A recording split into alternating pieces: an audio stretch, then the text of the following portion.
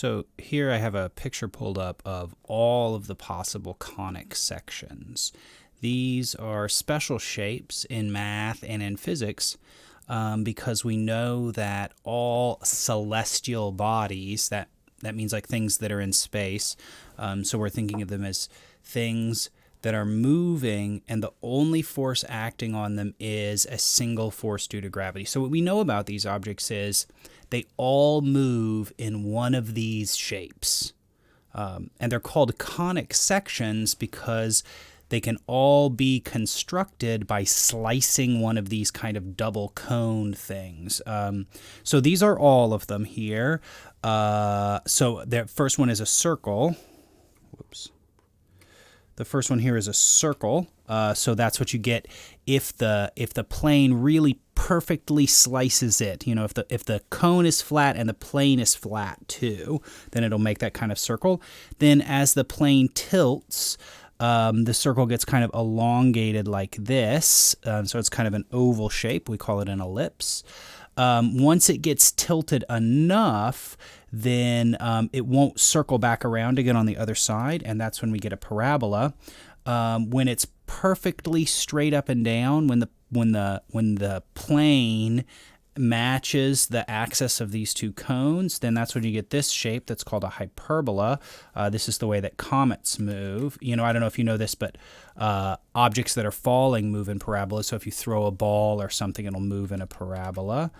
A point is kind of a trivial circle. That's the way that I like to think about it. You know, the sun is technically orbiting about itself, I guess. You know, so this is what would happen if there are no forces due to gravity, or the only force due to gravity was itself, right? It would just sit there.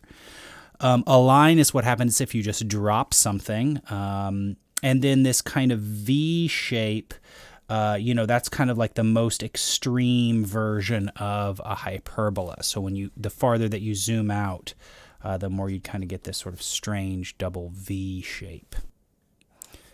Okay, so I feel like if you're watching this video, you're probably already pretty good at graphing circles and parabolas and lines.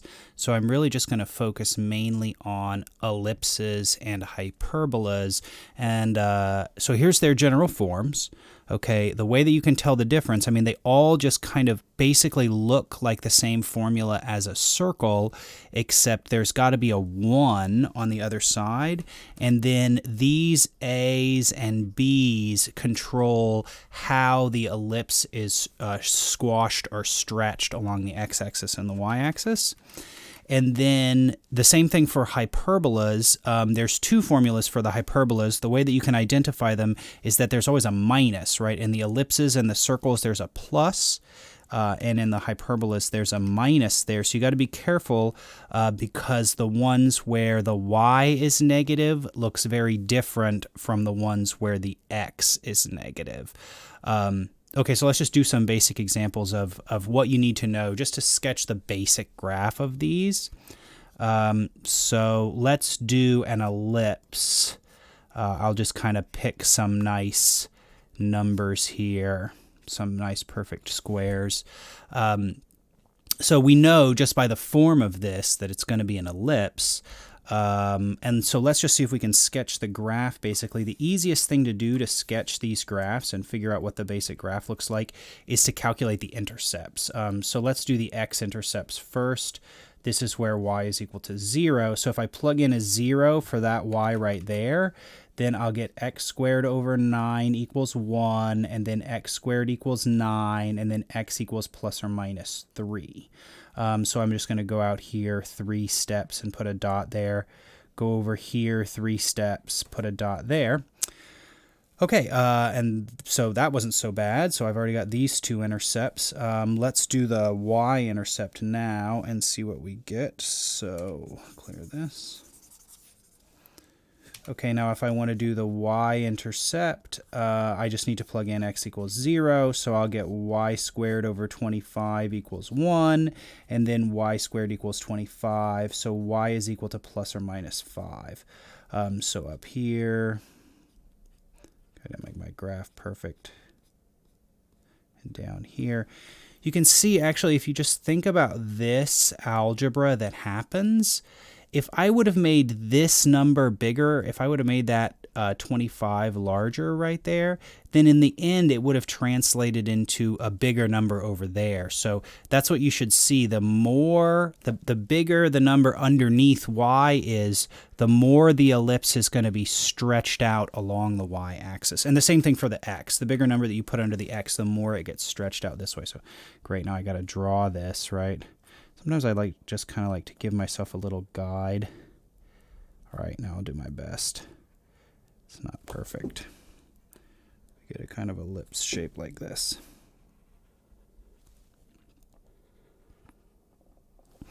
Okay, and that's it. There's a lot of other really cool things to learn about conic sections, but from the point of view of Calc 3, we really just need to be able to just know what the basic shape looks like and slap down the graph really, really fast. You know, that's the intent here, is not to draw a really detailed graph, but to just be able to look at it and immediately produce a relatively simple graph of this with the intercepts. You know, so it goes out on the x-axis plus or minus 3, and it goes out on the y-axis plus or minus 5.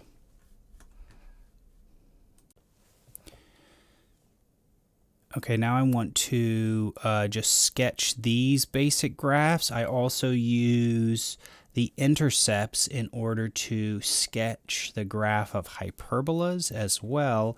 So let's start calculating these intercepts, and something's going to go wrong. One of the intercepts we're not going to be able to calculate. So let's start by calculating the x-intercepts. Okay, so this is actually going to play out like before. So I'll pick y equals 0, and then x squared over 9 equals 1. So x is equal to plus or minus 3. So I'll go out 3 in either direction. Okay, so that was no big deal. That was just like before. But what happens when I try to calculate the y-intercept? So this means I'll have to plug in x equals 0, so negative y squared over 4 is equal to 1, so y squared is equal to negative 4.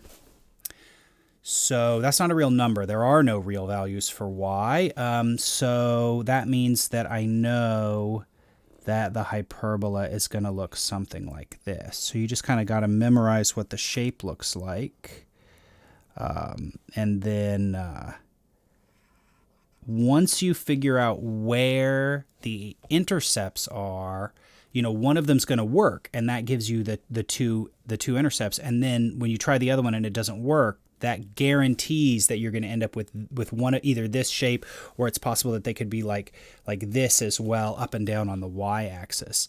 Yeah, so they're pretty easy to draw. Let me just do one that's oriented the other way so we can see how that works. Okay, so here's another example of a hyperbola. This time I chose y squared over 49 minus x squared equals 1. So I think it's already pretty obvious that we are not going to have any x-intercepts, and we are going to have y-intercepts. So hopefully you can get to the place where you don't even really need to write down any work, right? I mean, just looking at this, it's obvious that there's no way that's going to happen, right? There's no way negative x squared is going to equal 1. And then obviously the y-intercepts are going to happen at 7. Okay, so then we end up with a kind of shape like this. There's always two branches to these hyperbolas. And there's a lot of other characteristics of these. There's foci, and for hyperbolas, there's asymptotes. You know, so if you're really interested in this, you can dive deep down the beautiful world of conic sections. But we're gonna mainly be using these to build 3D graphs. So really what you need to know right now is really just be able to look at the equation and quickly transfer that into a really basic picture. Okay, I made this graph in Desmos with all of the different parameters plugged in so we can transform these conic sections with sliders however we want. So I'm using the ellipse one here in blue is x squared over a squared, y squared over b squared equals 1. So that's the ellipse. And then I put in some sliders here so that you can see as I make the a smaller, that's the number underneath the x, as I make it smaller, it gets smushed down this way. And then as I make it bigger, it gets stretched out that way. And then the same thing, you remember the B was under the Y. So as I change the B, as I make it bigger, it's going to get more stretched out. And as I make it smaller, it's going to get more squashed, right? So you can see that. Also, it's kind of surprising to me how how rounded the corners are up here. It's kind of tempting when you draw it. I don't know why I always want to just kind of draw it as more like diamond shaped than they really are, but they're really, it's not even really football shaped. It really gets pretty flat up there. So, there's a little art lesson in that. I did graph the foci. I did have it plot the foci there. So if you're curious what those foci are doing, if this blue circle on the outside represented the orbit of a planet around a sun, then the sun would have to be located at one of those two foci. That's the way that works. Okay, so now I have the computer drawing a hyperbola for us. And you can see that the X, underneath the X, I've put the slider for A, and underneath the Y, I put the slider for B. The one that I chose here to have the computer graph has the Y negative, and you can see that there isn't any Y-intercepts, right? Because they would have to be imaginary numbers. And then I've also, under... the X is positive, so that there is X intercept. So let's look and see. I think it's more transparent what happens to A here.